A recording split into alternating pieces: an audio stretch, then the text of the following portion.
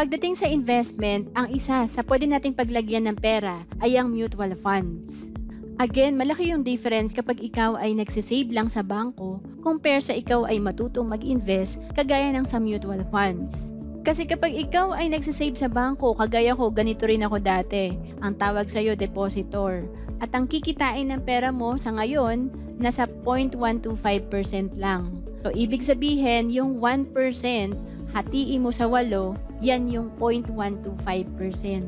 And then, yung bangko, yung inipon mong pera, ini-invest niya yan sa government projects, sa commercial papers, pinapautang, sa mga stocks, equities, ito yung mga investment sa top corporations, and sa iba pang mga investment facilities.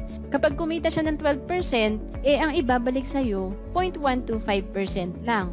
Pero kapag ikaw ay natutong mag-invest kagaya ng sa mutual fund investment, of course, may fund manager ka dito na ini-invest din yan sa mga government and top corporations. Kaya kapag kumita ito ng 12%, ang babalik sa'yo ay 12% din. Kasi nga, diretso, ikaw na yung investor, ikaw na yung shareholder. Ang ibig sabihin ng shareholder, partly owner ka na ng mga top corporations.